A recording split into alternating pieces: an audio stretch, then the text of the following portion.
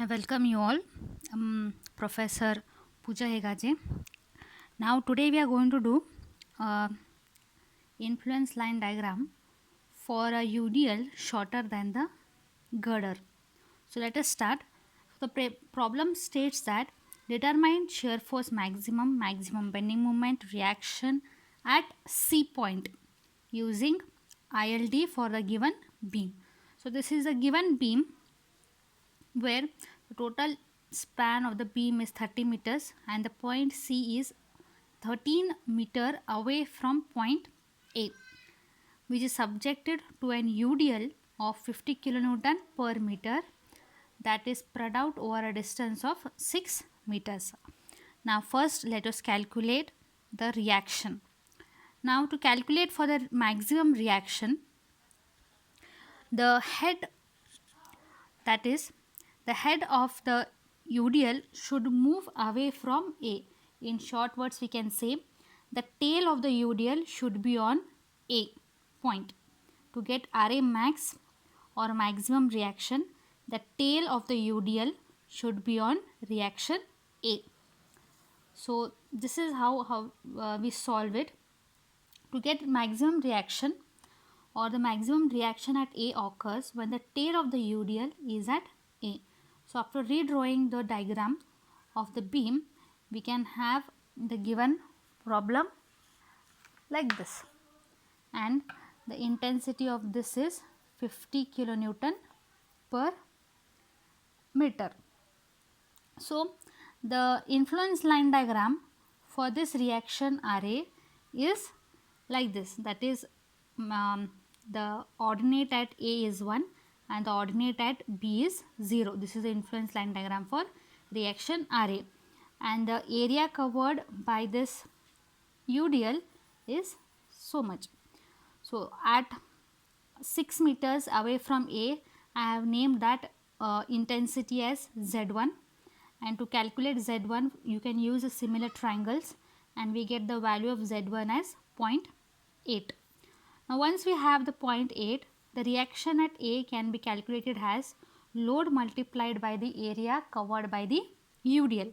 So the load is 50 and the area covered by the UDL is this portion, that is half base into the summation of the ordinates. Summation of the ordinate at A and the summation of the ordinate where the UDL ends, that is Z1. So after doing the calculations we get the answer as 270 kilonewton. Now next to calculate RB max.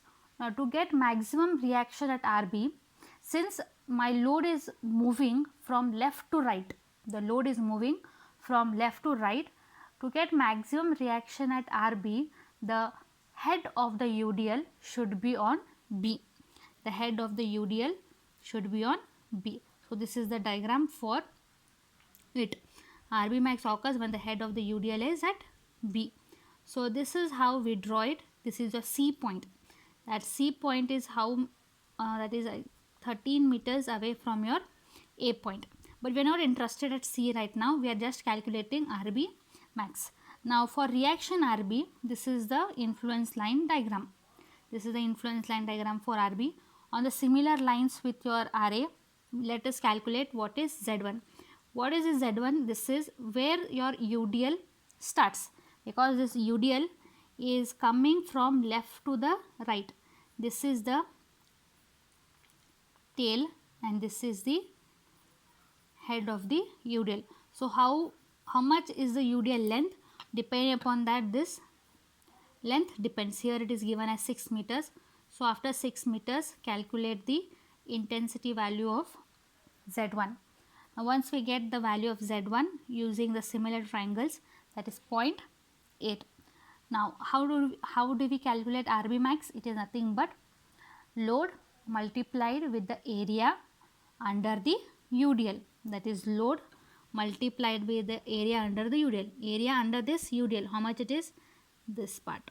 So multiplied by this area. How can we calculate area of this part?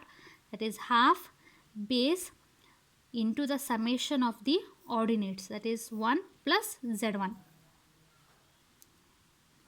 We get the answer as 270 kilonewton. Next we have to calculate the shear force. Okay, now to get the positive shear force. Positive shear force occurs when the tail of the UDL is on C. Positive shear force occurs when the tail of the UDL is on C, or in other words, in the previous problem also I have told you, the shear force is positive when the load is in CB section. When the load is in CB section. Positive shear force occurs when the load is in the CB section. Since this is not a point load, we though it is the same way, but we say in some other words, that is tail of the UDL should be on C. Simple, is the tail of the UDL should be on C. That is the meaning that if tail is here, the complete load is in the CB section. Okay, we will get the sections in this way, that is from C, that is from head to the tail, from the tail to the head, with the UDL is of 6 meters, the remaining distance is 11, and from A to C the distance is 13. Now I have to calculate the ordinate at C point and at the head of the UDL point. So at C I will name it as Z1, at the head of the UDL I will name it as Z2. Now this is the influence line diagram for positive shear force, that is nothing but your RA. So once you have this, the ordinate at A is 1, Z1 I have to calculate, and even Z2 I have to calculate. By using the similar triangles, it is very easy to calculate Z1 and Z2. From the similar triangles, I get the answer as Z1 as 0.567 and Z2 as 0.367. Okay, now how do we calculate the positive shear force? Positive shear force is nothing but load multiplied by the area under the UDL. Now load multiplied by the area under this UDL, that is from Z1 to Z2. How do I calculate the area of this? That is nothing but half base into summation of the ordinates. Load multiplied by the area. Area is half base into summation of the ordinates. Now Z1 and Z2 you have calculated, substitute and get the answer. You will be getting as 140.1 kilonewton. Next, to calculate negative shear force. Negative shear force occurs when the head of the UDL is on C. That is nothing but when the load is in AC section. Okay, when the head is on C. So when the head is on C, the behind the UDL is covered by a distance of 6 meters. So I have drawn the 6 meters. Out of 13, UDL covers the 6 meters, so remaining is 7 meters. The distance between C to B is 24 meters. Now for this, you have to draw the influence line diagram of reaction RB, which is negative. So this completely is negative. So we have to calculate the ordinates covered by this UDL, that is at C and at the tail of the UDL, that is Z1. So calculate Z1 and Z2 using the similar triangles. Okay, now using similar triangles, I have got Z1 as 0.233 and Z2 as 0.433. Next, to calculate negative shear force at C is given by load multiplied by the area under the UDL, multiplied by the area under the UDL. So how we calculate the area of the UDL? Half base into the summation of ordinates, that is nothing but Z1 plus Z2. So I have done the calculations over here. Load into area of the UDL is half base into Z1 plus Z2. This base is 6 meters, that is nothing but the length of the UDL. So I have got the answer as 99.9 kilonewton, and that is negative in nature. Next, to calculate maximum bending moment at C. Okay, the maximum bending moment occurs when some part of the UDL is on the left hand side and some part is on the right hand side. So you might have seen in the concept of while deriving this, that is the concept of when the UDL is shorter than the beam. In that I have explained how this distance x is derived from. So that is got by how, that is the CG of the UDL should be in the same ratio as the point divides the span. So it is given nothing but x divided by d is equals to a divided by L. So this is nothing but, that is, bending moment is maximum when the load so placed in that section divides the load in the same ratio as it divides the span. Okay, the load placed in the section divides the whole span of the beam in the same ratio of the load. Okay, now I have to calculate x. Now what is d? D is the length of the UDL. A is the distance between the left support and point C. Okay, therefore you can calculate x from here. Here I have written what does x mean. Position of UDL with respect to point C. D is the length of the UDL. A is the distance between left support and point C. L is the span of the beam. So here you can see D is the span or the length of the UDL. A is the distance between left support and point C. L is the span of the girder. Correct? So, and from that I will get x is equals to 2.6. That is from C point. Okay, from C point on the left hand side the length of the UDL should be 2.6. Okay, that is the meaning of that distance x. Now the bending moment diagram or the influence line diagram for bending moment is shown as below. So this is how we have the bending moment. At C point I am having the maximum ordinate, that is AB divided by L. A for C is what? From A to C the distance is 13 meters and C to B the distance is 17 meters. So you will be calculating AB divided by L as 13 into this, you will be getting the answer as 7.37. Okay, and I will name this ordinate as ZC, and I will name this ordinate as ZC. Now the UDL on the left hand side is 2.6. On the right hand side it will be how much? 6 minus 2.6. The distance from C to the right hand side, that is from point C till the head of the UDL, this distance is how much? 6 minus 2.6 meters. So that is nothing but 3.4. So this distance is 3.4. Okay, so this remaining distance will be how much? From C to B point it is 17 meters. So 17 minus 3.4, you will be getting it as 13.6. Now to calculate Z1 and Z2. Now I have to calculate Z1 and Z2.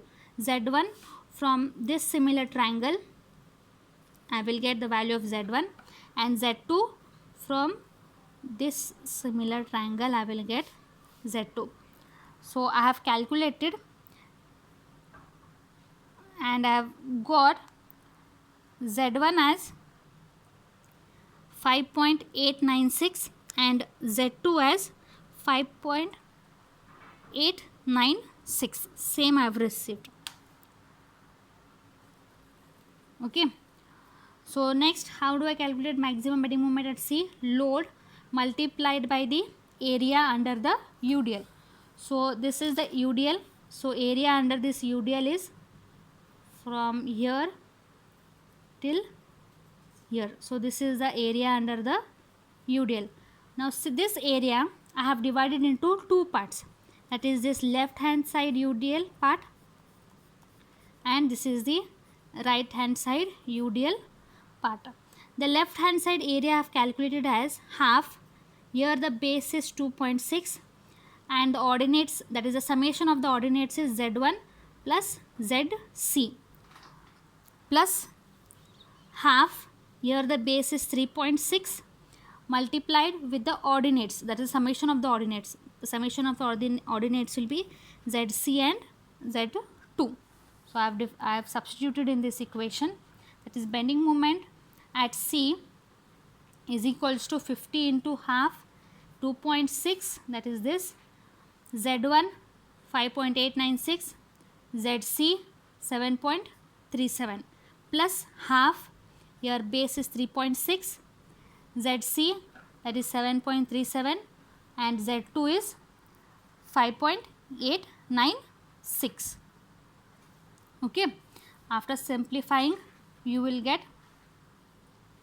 the answer as 198.5 kilonewton meter. Okay, now in extension to this problem I have also calculated absolute maximum bending moment. Okay, this bending moment what we have calculated, this bending moment is maximum bending moment at C. So this is the difference. At C the bending moment is different and absolute bending moment is different. Absolute bending moment means the values of A and B will be equal to L by 2, that is this. Okay, exactly at the center of the UDL we are going to place it. That is the CG of the UDL should be placed at the midspan of the beam. Okay, this is the midspan of the beam, that is on the left hand side you have 15 meters, on the right hand side you have 15 meters. The UDL is 6 meters long, so center point of 6 meters is 33 meters. So the CG of the UDL I am placing on the midspan of the beam. So after that on the left hand side you will be having 3 meter of UDL, on the right hand side you will be having 3 meter of the UDL. Intensity 50 kilonewton per meter. For the head I am having the ordinate as Z1, for the tail I am having the ordinate as Z1, for the head I am having the ordinate as Z2. I have to calculate Z1 and Z2. Since it is similar, Z1 will be equal to Z2. Okay, now how do we calculate Z1? It is nothing but, first I have to calculate this ordinate, that is a maximum ordinate, and this ordinate is given by AB divided by L. How much is this AB divided by L? It is 7.5. Okay, this ordinate is 7.5. So how do I get Z1? Z1 divided by this distance. How much will be this? 15 minus 3, that is 12, is equals to 7.5 divided by 15. So from this I will get Z1, which is also equal to Z2. I will get the answer as 0.6. So next, since this is an resemblance to your equilateral triangle, so you can take it as, or you can take it as divided also, or you can multiply directly with 2, that is this value multiplied by 2, or you can just split up and have the values. Now what is bending moment? Bending moment is nothing but area under the UDL multiplied by the intensities. Now here also I am dividing into left part and the right hand part. Here for first left part it is Z1 and 7.5. For the right the ordinates are 7.5 and Z2. Intensity multiplied by the area on the left hand side. So this area is nothing but area on the left hand side, half base into the ordinates plus the right hand side area, half base into the ordinates, that is 7.5 plus 0.8. From this you will get 1245 kilonewton meter. Okay, we'll meet in the next class with some other problems. Thank you for hearing patiently.